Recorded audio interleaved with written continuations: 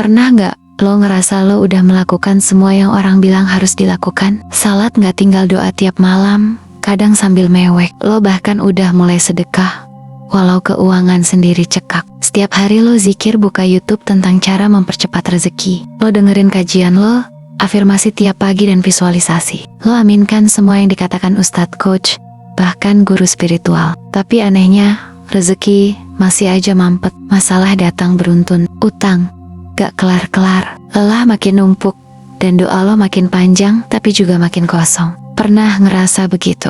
Sampai akhirnya lo bertanya dengan suara paling lirih, yang bahkan gak berani lo ucapin lantang, ya Allah, sebenarnya apa yang salah? Kenapa semua ini gak berubah-ubah? Dan bisa jadi jawaban dari pertanyaan itu bukan pada amalan lo, bukan pada zikir lo, bukan pada jumlah sedekah lo, tapi pada niat yang lo sembunyikan di balik semua ibadah itu. Karena kadang lo gak sadar, lo datang ke Tuhan bukan karena cinta, tapi karena tuntutan. Bukan karena rindu, tapi karena takut. Takut miskin, takut sendirian, takut gagal. Dan tanpa sadar, doa lo jadi alat nego, bukan ungkapan cinta. Ibadah lo jadi alat tukar, bukan ruang pulang. Lo gak salah, karena kita semua pernah ada di titik itu. Titik dimana kita berharap Tuhan jadi pemberi hadiah, bukan penuntun jalan. Kita minta keajaiban tapi gak pengen digeser niatnya. Kita minta rezeki tapi gak pengen disadarkan bahwa hati kita masih penuh pamrih. Padahal yang bikin rezeki tertahan itu bukan dosa lo semata, tapi pamrih halus yang lo bawa diam-diam dalam doa. Pamrih yang lo bungkus rapi dengan dizik. Pamrih yang lo lapisi dengan air mata. Pamrih yang lo pikir tulus, padahal sebenarnya lo cuman mau dikabulin. Dan Allah Maha mengetahui isi hati yang tersembunyi. Maka pertanyaannya hari ini bukan kenapa doa gue belum dikabulkan, tapi sebenarnya gue berdoa buat apa? Bab 1. Suara doa yang penuh harapan tapi penuh ketegangan. Pernah gak lo rasain hal ini? Doa udah tiap malam, tangis lo jatuh di sajadah, suara lo pelan tapi dalam. Pintu kamar ditutup rapat, lo bisikin semua kegelisahan ke langit. Tapi pagi harinya masih sama, gak ada perubahan. Yang berubah cuma detik jam dinding, bukan nasib lo. Dan lo mulai nanya, kenapa ya doa gue gak dijawab? Tapi lo lupa nanya hal yang lebih penting. Gue doa ini karena cinta atau karena gue mau sesuatu? Karena ternyata banyak dari kita yang selama ini bukan datang untuk berserah, tapi datang untuk bertransaksi. Bab 2. Transaksi yang halus tapi terlalu nyata. Lo bilang ke Allah, ya Allah, aku salat tahajud nih, kasih aku kelancaran ya. Ya Allah, aku udah sedekah, tolong lunasin utangku. Ya Allah, aku udah jaga diri, tolong kirimkan jodoh yang terbaik. Dan itu gak salah, tapi kita seringkali gak sadar bahwa niat kita bukan untuk mencari Tuhan, tapi untuk mencari pembenaran usaha kita. Doa berubah jadi syarat, ibadah berubah jadi alat negosiasi, zikir berubah jadi alat pemikat keberuntungan. Kita nggak datang buat mengenal Allah, kita datang karena merasa berhak dapat sesuatu dari Allah. Dan yang paling sedih, begitu nggak dikasih,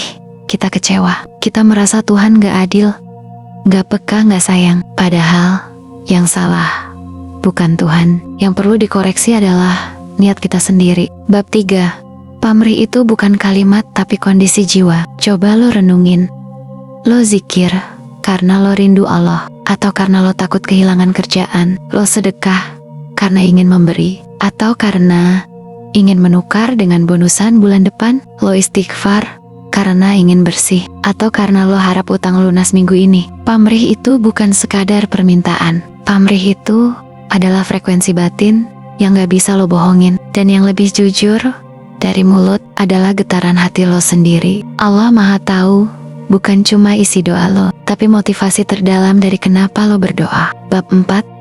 Hidup jadi berat karena lo gak ikhlas. Capek ya, udah ngelakuin semuanya, salat, doa, dizikir, sedekah, puasa, bangun malam, tapi hidup tetap susah. Lo ngerasa udah baik, tapi kenapa rezeki gak juga datang? Gini, lo boleh nuntut perubahan, tapi lo juga harus jujur. Selama ini lo baik karena mau sesuatu atau karena cinta? Allah gak bisa dibeli pakai ibadah, Allah gak bisa disuap dengan sedekah. Kalau lo lakukan semua itu dengan niat biar dapat ini, bukan karena cinta padanya, maka yang lo bangun bukan keikhlasan, tapi investasi pamrih.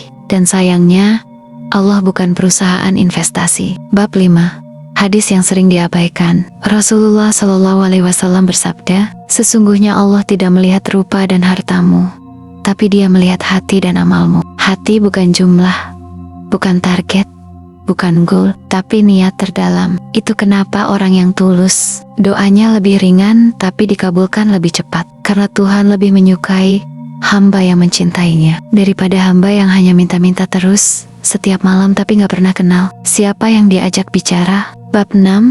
Mungkin Allah gak ngasih bukan karena gak dengar. Mungkin Allah belum kasih karena Dia tahu kalau sekarang lo dikasih, lo gak siap. Bisa jadi sekarang lo minta duit, tapi kalau dikasih banyak, lo jadi sombong. Lo minta jodoh, tapi kalau dikasih sekarang, lo belum bisa jadi pasangan yang baik. Lo minta ke lapangan, tapi batin lo masih sempit. Makanya Allah tahan, bukan karena Dia pelit, tapi karena Dia sayang. Biar lo bersih dulu, biar lo sembuh dulu, biar lo kembali ke niat yang tulus dulu. Bab 7. Upgrade niat, upgrade frekuensi. Coba ubah pola doanya dari ya Allah, lancarkan bisnis saya, menjadi ya Allah, kuatkan saya untuk tetap jujur dan berkah dalam bisnis. Saat niat lo berubah, energi lo berubah, vibrasi lo naik, dan rezeki mulai terbuka tanpa lo sadari. Bab 8. Hidup bukan tentang dapat apa, tapi jadi siapa. Lo lahir gak bawa apa-apa, dan nanti mati pun lo gak bawa apa-apa. Yang lo bawa bukan jumlah saldo, tapi seberapa bersih niat lo saat hidup. Lo boleh sukses, tapi pastiin itu hasil dari cinta dan kejujuran, bukan dari pamrih dan ketakutan. Karena hidup bukan tentang dapat apa, tapi tentang lo jadi siapa. Kalau hari ini lo capek-capek, berharap capek doa, dan capek menanti, tenang, lo gak sendiri. Tapi coba tarik nafas dalam-dalam, lalu tanya ke dalam diri, gue mau dapat apa, atau gue mau jadi siapa? Karena bisa jadi yang lo cari bukan hasil, tapi damai. Dan damai itu gak datang dari pamrih, tapi dari keikhlasan. Dari nafas baru kami gak ngajak lo berhenti berharap, tapi kami ajak lo untuk berdoa, tanpa syarat, tanpa tuntutan, tanpa drama. Karena ketika lo bisa cinta sama Allah tanpa pamrih, itulah saatnya semesta mulai berpihak ke lo. Kalau video ini bikin lo diem, bikin lo nunduk, berarti lo lagi dipeluk sama Tuhan, bukan karena lo benar, tapi karena lo akhirnya sadar